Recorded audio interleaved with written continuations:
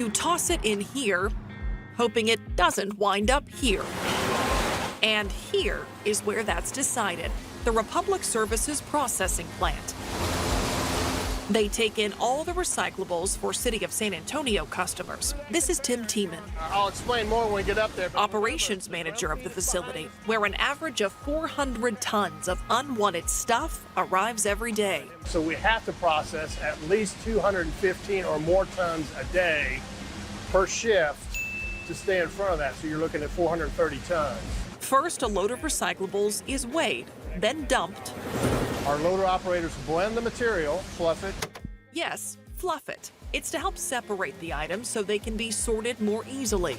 On the pre-sort line, these employees are removing what will not be recycled and will be sent to a landfill. They have to remove 45 unwanted items per minute to stay on pace. It goes into a screening process where the cardboard and the glass are taken out. Then after the screening process of the cardboard and the glass, it goes into the optical sorting area where the papers are taken out. So what makes the cut? Tiemann calls it the core four. You got paper, cardboard, bottles, and cans. That's your core fours that you want to have in your system. Not only because those things can be reused, but because someone wants to reuse it. These items are processed and then sold to mills. It's not only what can be recycled, it's what there is a market for that material itself. Somebody's got to want that used material. So there are some things, depending on who wants it, that's the mill, that are recyclable. But if there's not a desire for it, though it may be stamped with the recycle symbol on it, you may not have an outlet for it. Tiemann says goods that are recycled need to meet a few requirements.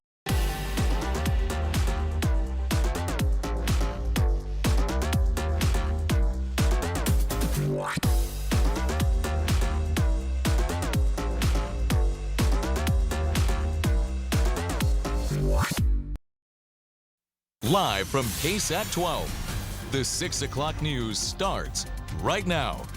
After 21 days of trial, a jury takes less than 2 hours to find 3 former San Antonio police officers not guilty in the shooting death of Melissa Pettis. We discuss what's next for them.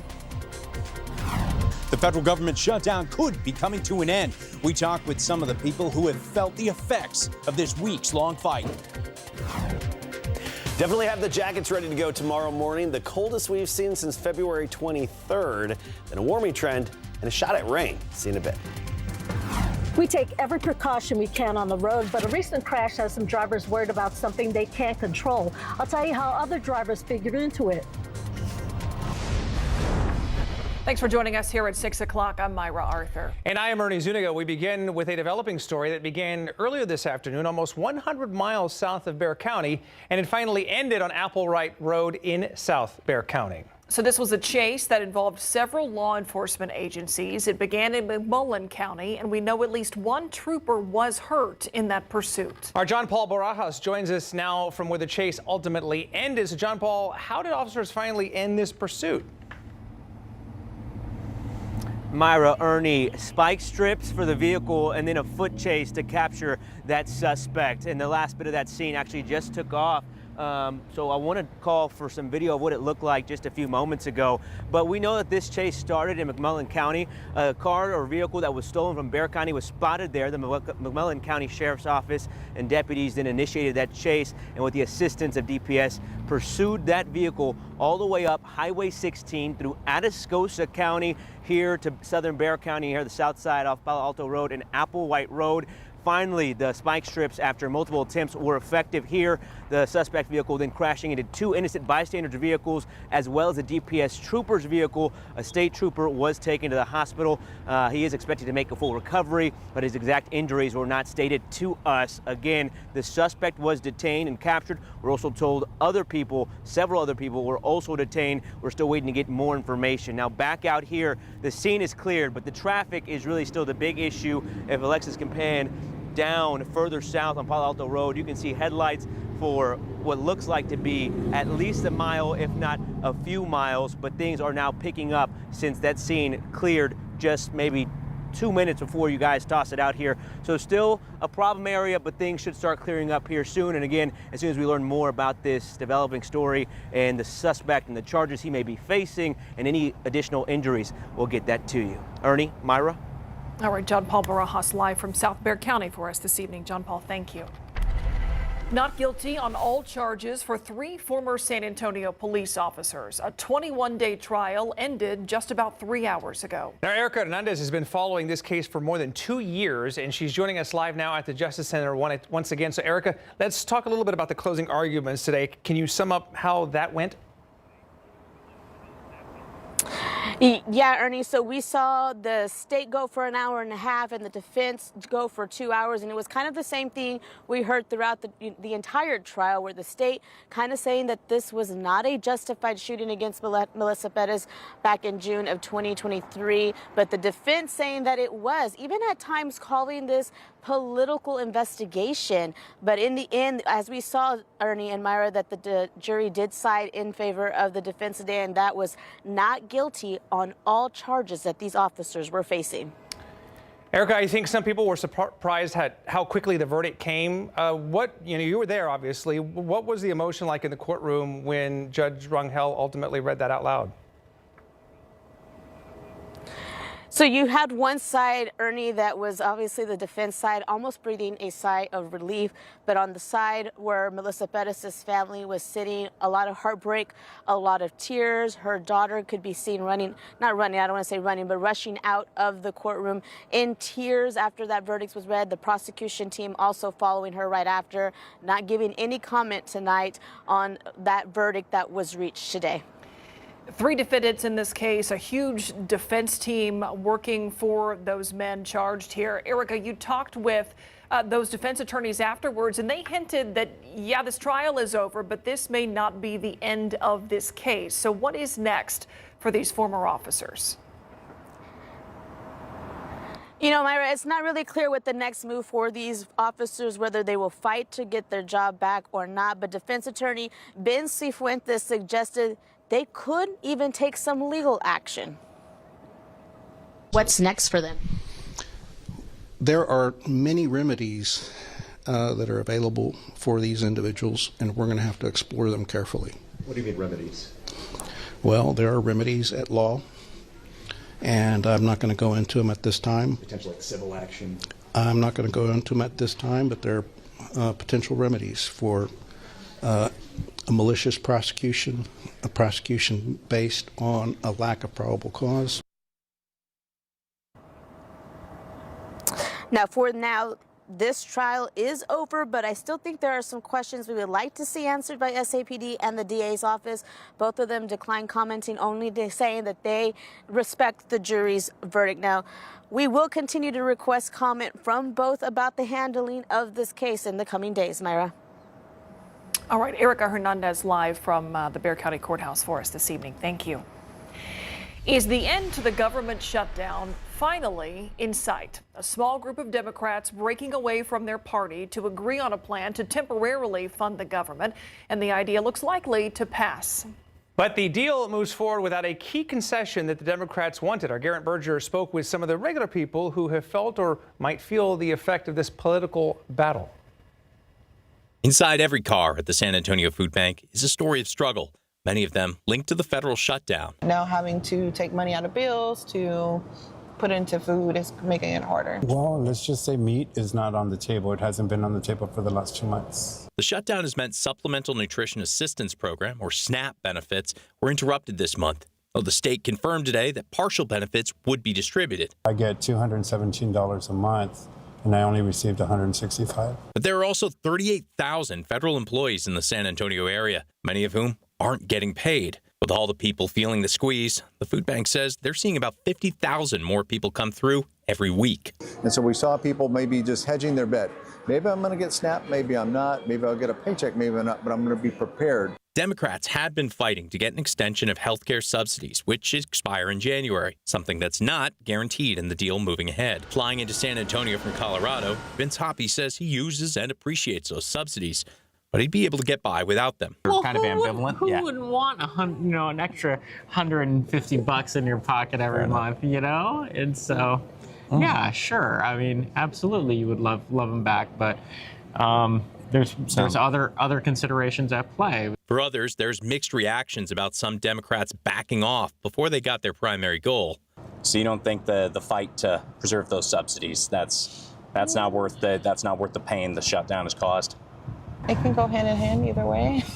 I mean, if it's worth the fight, finish it, you know? So, yeah, I guess in that case, how do you feel about this possibly coming to a close if they do close out without, winning that? Well, I just hope everybody walks away with what they want, and I hope it was worth it. Because we're the ones suffering.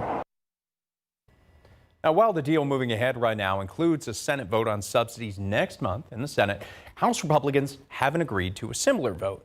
Now, we talked with a pair of local congressmen about the potential end of the shutdown and what happens next with the health care subsidies issue. If they, schedule a vote eventually on these healthcare tax credits, that what I'm hoping is that we'll have some Republicans join us in supporting their extension because they're incredibly valuable to people. We're going to need some actual reforms to the healthcare system so that the constituents I represent who are struggling to be able to afford to pay for just not insurance, but the actual care, we've got to fix the system. And the subsidies don't fix it. It makes it worse. As for the deal itself, it would also need to be approved by the House, where Republicans wouldn't need Democrat support. And the president has indicated that he would support a deal. All right, Garrett, thank you very much for that. Appreciate it. All right, let's take a look at TransGuide out there right now during this 6 o'clock commute. We're going to go to Highway 90 in Nogalitos. You can see traffic in both directions moving along just fine. No major problems out there to report. All right, 2 drivers accused of racing and causing a crash on Interstate 10 last week could face upgraded charges. San Antonio police say a man injured in that crash has now died. The victim was in a car that was rear-ended by one of the racing drivers. So our Katrina Weber shows us why this scenario hits home for others on the road. Even with all we do to stay safe, some local drivers worry more and more about what they can't control, namely other drivers. A lot of racing, a lot of cutting.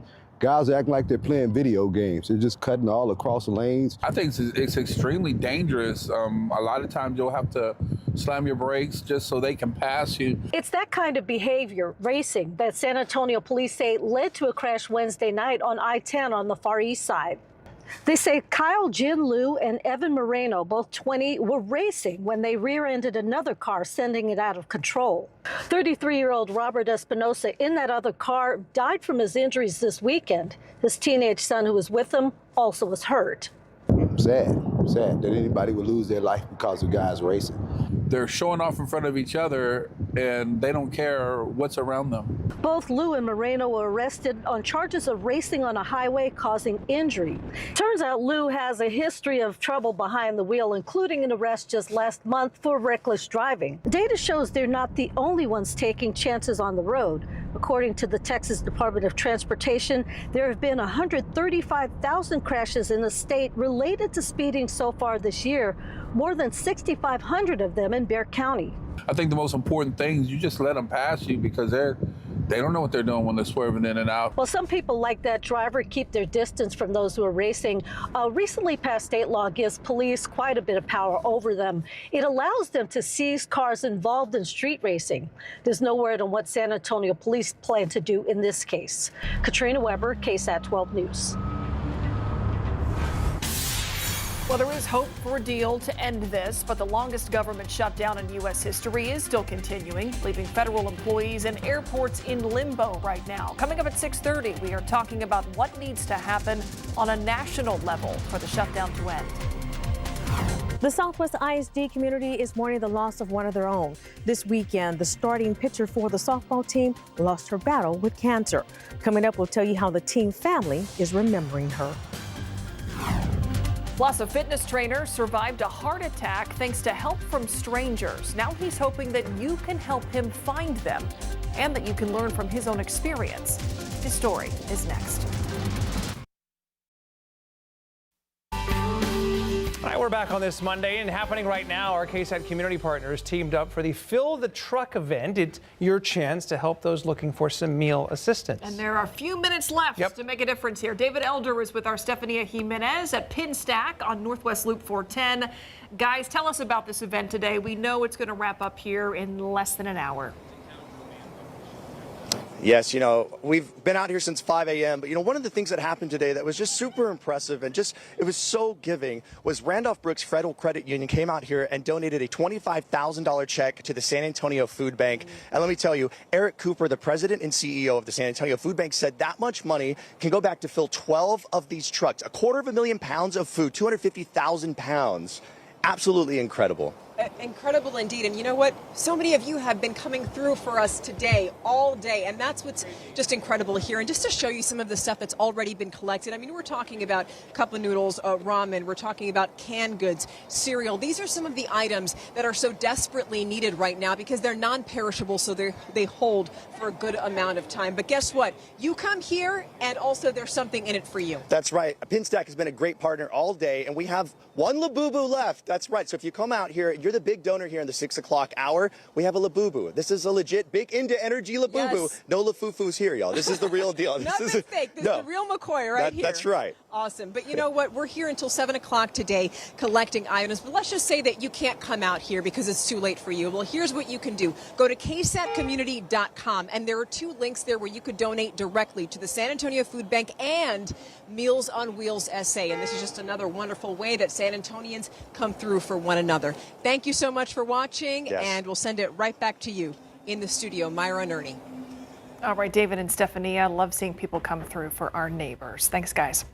Well, a man's life was saved thanks to the help of strangers, and now he has turned to KSAT to help find them.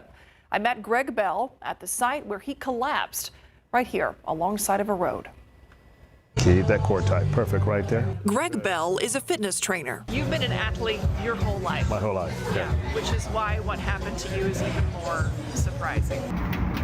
I felt like Lance Armstrong. I always sprint through downtown on the bike, and then the next minute I'm like, I don't feel good. Greg was cycling through the King William neighborhood when he was hit with sudden fatigue. Walk me over to where you actually laid down. Between these 2 trees. And you just laid back in the grass. That's when the couple was walking down the street, said, do you need help? I don't even remember seeing him. And I looked at her and she goes, you have been passed out for 2 minutes. My eyes didn't shut. I just had a glare stare at her. And that's enough. She called 911. Greg hopes to find that couple to thank them for getting him the help he needed, because turns out he was having a heart attack. What do you think that couple did for you that day? Saved my life. If I would have stayed here just 10 more minutes, that's when the heart stopped. Greg doesn't remember much about his helpers, except for the blue Tesla the couple was driving. But Greg does know this. He wants others to be aware of the signs of a heart attack. I went from feeling like, world-class cyclist to, oh my gosh, I got to take a nap. His blood pressure had been higher that week. And just blew it off. I'm like, I'll get to it. Greg also encourages people not to ignore a family history of heart problems. It's part of what's motivated him to stay in shape. Then I should have rested more. Yeah, I exercised enough, but I didn't rest enough. And so people need to know their family history. They need to check the blood pressure. You've slowed down a little bit. I slowed down a lot. 7 days in the hospital changes your life. So Greg had his heart attack back in July. If you know that couple who might have helped save his life, contact us right here at KSAT or send me an email.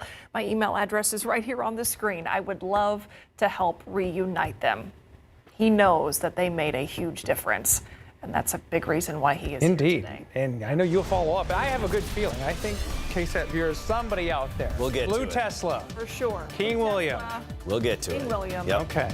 We will figure it out. Okay, well, if you're cycling out or exercising outside, I mean, you have to layer up. But it's a little chilly, a little brisk out there. Yeah, and I want to point out, we're already cooling off very quickly and efficiently. We were 65 earlier today. Now we're down to 56. Here in town, and even cooler in some outlying areas. And look how quickly that temperature drops. By 8 o'clock, we're down to 49, 10 o'clock, 44. So outdoor activities, have the sweatshirt or jacket ready to go if you have practice outside or just any kind of outdoor activities. This is what we wake up to tomorrow morning. 36 to 38 in San Antonio. Southside could make it to 35, Converse about 34. But in the hill country, some nooks and crannies of the hill country could have a brief light freeze around and shortly before sunrise tomorrow morning. Now, 38 is our forecast for San Antonio, officially, of course, at the airport, the climate reporting site that we have. Should that verify, it'd be the coldest we've had in 260 days. But we warm up quickly. By noon, we're at 64. Short sleeves, just fine in the afternoon. 4 o'clock, we're at 72 with a lot of sunshine. A pretty stout wind out of the south at 10 to 20, gusts of 25 with very dry air, so that's increased the fire danger. I'll have more on that coming up at 6:45. And tomorrow afternoon, I mean, not bad, comfortable and near average for this time of year. The average high is 73. We'll be right about there in town and in the upper 60s in parts of the hill country. Then notice the trend here, how quickly we warm up from bottoming out tomorrow morning. That's our low point temperature wise, to mornings back near 60 by Thursday and Friday, and afternoons in the 80s. Chance of rain comes this weekend. Right now, tentatively Saturday night, some scattered activity possible. We have it at a 40% chance. But before we get to that, you have to notice this big, deep digging trough in the eastern U.S. that brought us our colder air. I mean, it's snowing in parts of northern Georgia and Alabama and the Carolinas, getting some snow. We're in between the warmth of the west and the unseasonably cold air off to the east. Our next system, that's up near Alaska. It's going to drop southward, and it has a lot of real estate to cover before it gets here. And these cutoff upper level lows are notoriously finicky to pinpoint this far out, so check back in for updates. But right now, this would be on track to elevate our rain chances and storm chances, maybe even some strong storms by Saturday night into early Sunday.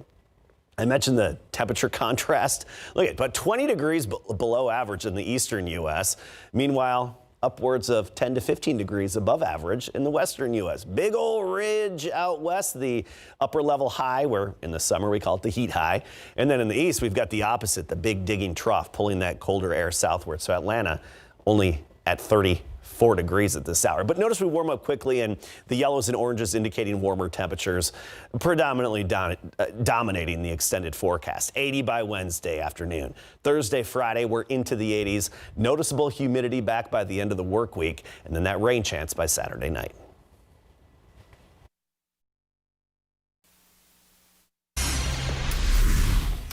Well, a battle to stop 1,100 homes from going up in Comfort is playing out as we speak. People there are worried about how a proposed development will impact their water supply. They say the agency that's supposed to help do that isn't doing that. Patty Santos spoke with them about how they're taking their fight a step further. Somebody needs to tell them that their job is to protect the water of the people of Texas, not just to rubber stamp whatever comes in. And I would hope somehow the Governor Abbott gets that. That's Roy Dye. He's the co-chair of the Comfort Neighbors Group that's fighting the Comfort 590 development. TCEQ is in charge of protecting public health and natural resources by regulating air, water, and waste. But weeks after the commission approved a wastewater treatment plant in Great Forest, Comfort is on high alert, trying to prevent the same thing from happening there. Your job is not to say yes to everything. Lennar Home is working to get the green light for the wastewater plant to support a proposed 1,100 housing development along Highway 87. The plant would dump 600,000 gallons of treated wastewater into North Creek, eventually winding up in Canyon Lake. It's part of why Kendall County Commissioner Chad Carpenter is joining the fight.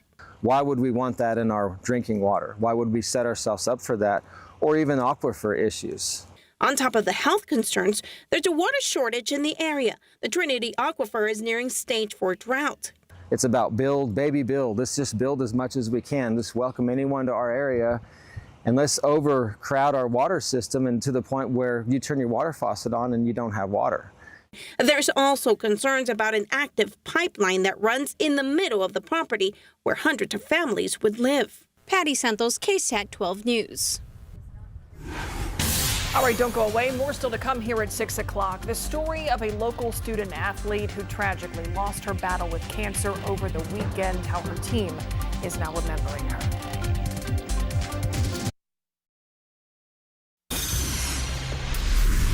A A breakthrough in the Senate Sunday night, and now Congress is on a path to potentially end the government shutdown. CNN correspondent Ivan Rodriguez is joining us live right now from Atlanta. So, Ivan, what changed and where do things stand right now?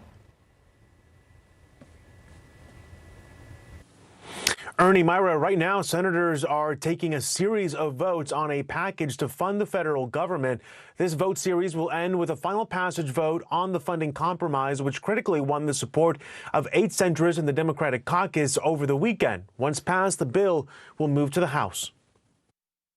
A Sunday night breakthrough in the Senate is putting Congress on a path to potentially end the shutdown. Our long national nightmare is finally coming to an end. 8 Democratic centrists broke with party leaders to join Republicans in a 60-40 vote to advance a federal funding measure in exchange for a future vote on extending enhanced Affordable Care Act subsidies. However, Republicans have not guaranteed to extend the health care subsidies that are at the heart of the fight, frustrating party progressives. That is a totally meaningless gesture.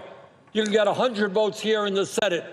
Won't mean anything because the House is not going to take it up. But for the senators who chose to break, the compounding impacts of the shutdown, including unpaid federal workers, snarled travel due to air traffic controller shortages, and the loss of critical food assistance through SNAP benefits, pushed them to cut a deal. We need to get the government open because we have millions of Americans who are suffering. If the battle plan isn't working, you change the battle plan, you try another tactic. What Democrats do get out of a deal to end the shutdown includes jobs restored for thousands of federal workers fired during the shutdown, protections against mass federal layoffs through the end of the fiscal year, back pay for furloughed workers, and fund SNAP benefits through the 2026 fiscal year. For the millions of Americans feeling the shutdown pain, the end may finally be near.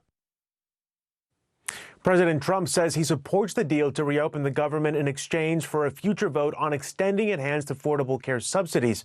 Now, this evening, House Speaker Mike Johnson would not guarantee a vote on ACA subsidies, saying the House would need, quote, to find a consensus on a proposal. Ernie, Myra?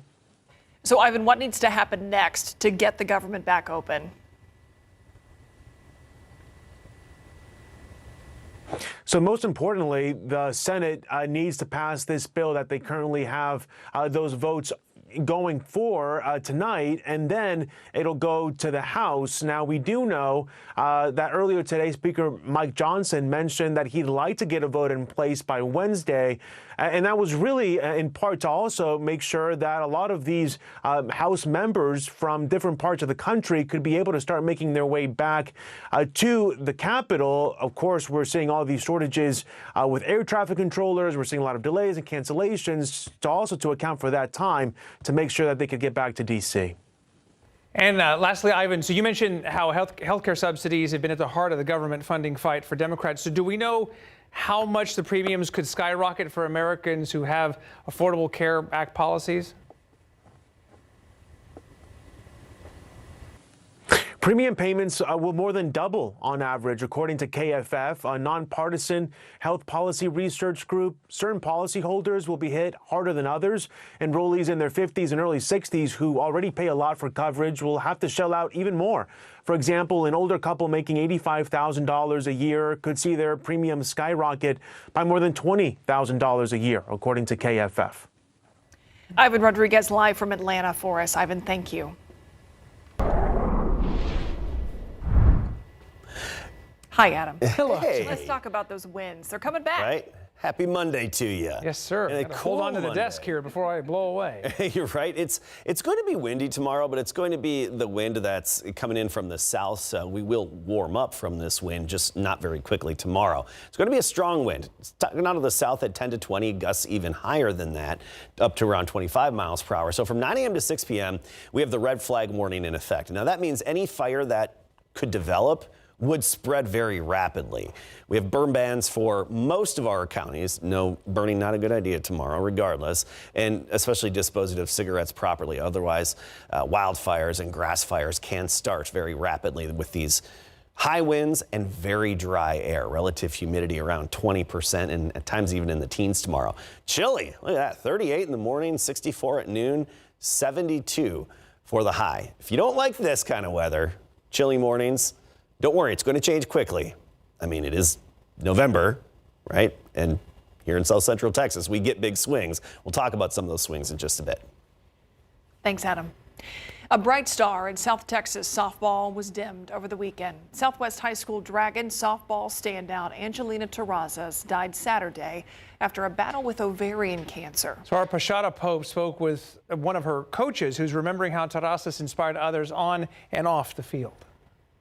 She gave it her all. You could feel it, you could see it. She was just a fierce competitor. Southwest High School Dragon softball pitching coach Taylor Dagey says Angelina Terrazas didn't do anything halfway. She says when Terrazas took the mound, she didn't hold back and expected the same from her teammates. They played hard behind her because they knew her work ethic. She would call them out and hold them accountable. And that is what you need in a leader, somebody who's going to lift everybody up. Dagey's mind goes back to February, the team's district opener. She pitched our first district game in pain, hadn't gone to the doctor yet for it. We as coaches didn't even know. She was uncomfortable, but she came out and she struck out 14 girls. We won 7-0. That pain finally sent Terrazas to the doctor.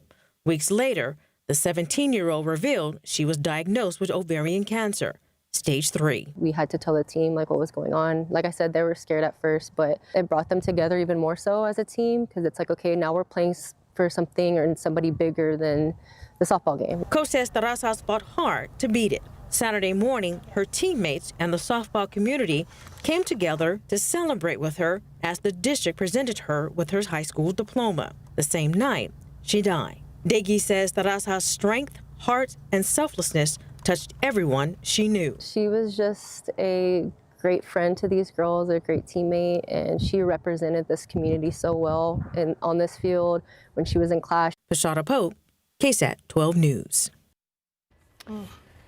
That's tough. Angelina Terrazas had earned a full scholarship, by the way, to the University of Cumberland in Kentucky. And we're told that Soulshine Industries, the company that personalized the caskets for the Robb Elementary victims, will actually personalize Angelina's casket. And this Wednesday, a planned prayer circle for Terrazas will continue as scheduled for those who loved her to all come together. So that event will happen at 5:30 p.m. at the Southwest softball field. Yeah, our hearts go out to all those who know and love her.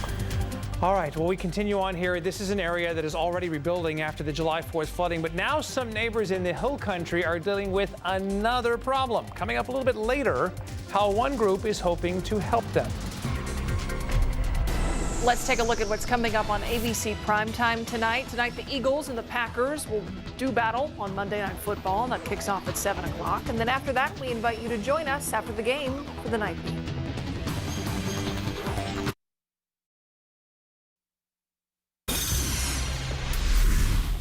All right, welcome back. So a line of cars nearly a mile long this morning in Kerrville. That was the scene you saw there. Drivers were waiting for these food distributions.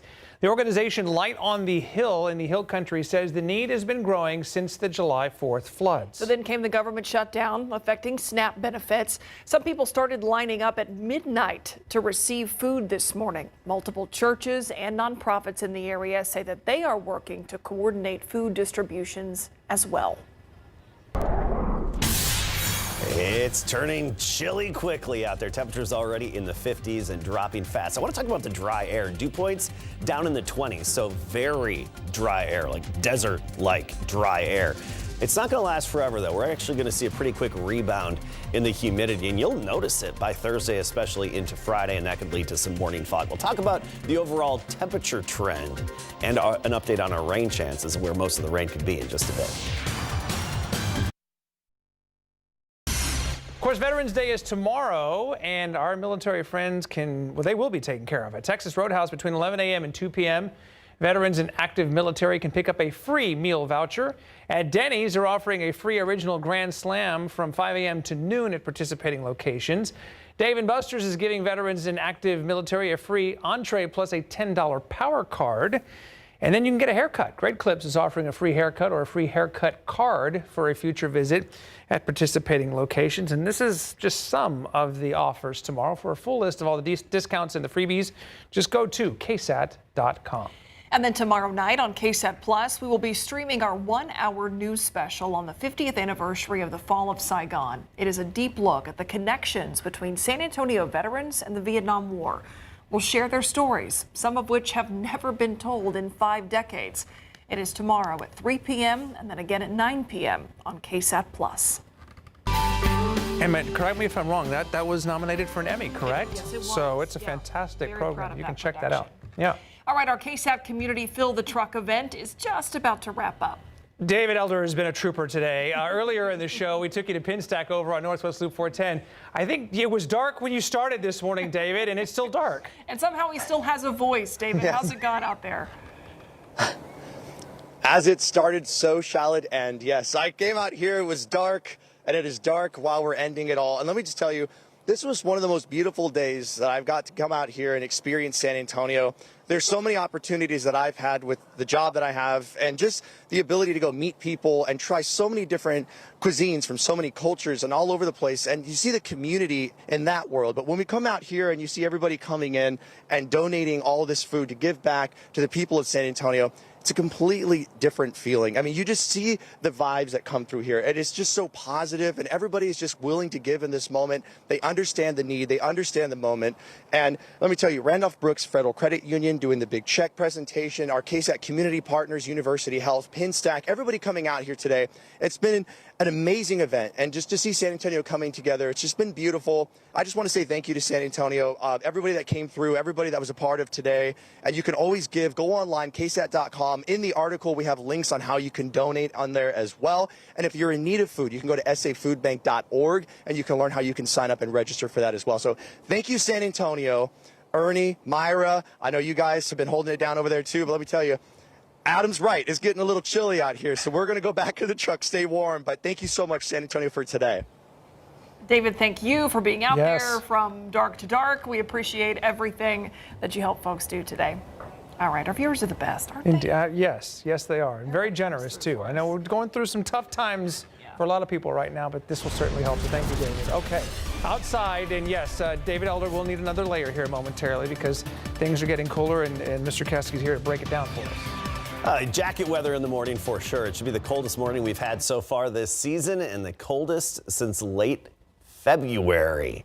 Likely in the upper 30s, even in town, and a brief light freeze in parts of the hill country. We warm up quickly, though. I mean, we're 80 degrees by Wednesday. Tomorrow's the low point temperature-wise, where we really bottom out, and then it's upward very quickly from there. And we do have storms possible by this upcoming weekend. Basically, Saturday night is what we're looking at, even into early Sunday morning. Right now, that's at a 40% chance. Of course, we'll be fine-tuning the timing and the chances as we get a little bit closer. Right now, the action is in the eastern U.S. See this big digging trough? That's where the energy, and I would normally say rain-making energy, but it's actually snow-making energy in parts of the southeast U.S. I mean, look at the blue stretching into parts of Tennessee, the Carolinas, and even northern Alabama and Georgia. Meanwhile, in the western U.S., we have the big blue H, upper level high, warmer conditions, and quiet. Our next system comes from Alaska. That's where the upper level component is right now. And part of it's going to peel off and head southward, bring some showers to the western U.S. and even the desert southwest. And, you know, we often talk about these cutoff upper level lows. The good placement is in northern Mexico. That could very well be the case once we get around to Saturday night into early Sunday. That would be the best placement for rain around here. But a good chunk of the state should get in on some shower and thunderstorm activity from that upper level low. Now, here's the other thing. Once that passes, we could actually see another one for later next week. After this upcoming weekend, later next week, we could have another one diving in. So a few features to watch in the more extended forecast. Temperature-wise, tomorrow, 72. So we're 65 today, 72 tomorrow. Then back to 80 by Wednesday, into the 80s Thursday, Friday, and Saturday. Then a little drop in temperature Sunday, but not a strong cold front like what we just had move into town. Look at the departure from average. This is how far we are from average for this time of day. Nashville down to New Orleans, about 20 degrees below average. Here we're about 10 degrees below average, and then above average in the western U.S. It's because we have the upper level high, the big blue H. In the summer, we call it the heat high. That's impacting the western U.S., the big bump ridge in the upper level flow. This is a classic fall and almost early winter, really, weather map that we have with the big trough in the eastern U.S. bringing 30s all the way down to Jackson, Mississippi at this hour. Atlanta is even 34. So we're kind of in between the core of the cold air and the warm air. Below average right now, but that cold air is retreating, and we don't see any signs of that really cold air moving back in anytime soon. 49 by 8 o'clock tomorrow morning. We start the day in the upper 30s locally, lower 30s in parts of the hill country, and then again, we warm up in a few days.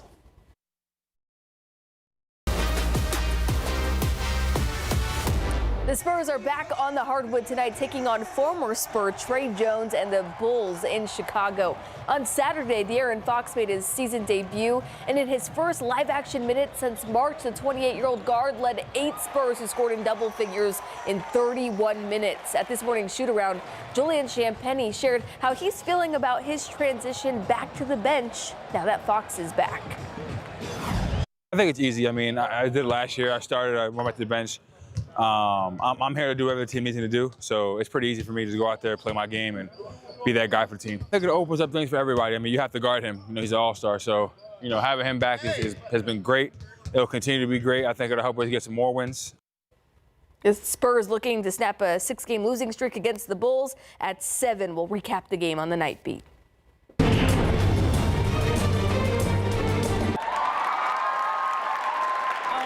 It's been so surreal. Just excitement all around. I'm so proud of this team and what we've done. No doubt in my mind that we can take it all the way. The UTSA women's soccer team captured this beautiful piece of hardware yesterday after taking down Rice en route to the AAC Tournament Championship. And today, the Roadrunners learned they'll face number 6 Texas Tech in the first round of the national tournament. Details of the match and why it's a full circle moment for one Roadrunner coming up on our KSAT Plus stream. KSAT Sports Now. It all begins at 7 o'clock. We'll have the newest edition of 12's Top 12, the best of BGC, a breakdown of the Texans' big win over the Jaguars, and much more. A lot to get to on tonight's edition of KSAT Sports Now. We'll be excited to see you there. Also, after that, you can tune into Monday Night Football, and then we'll have a recap again of the Spurs tonight on the Night Beat. We'll see you there on KSAT Plus.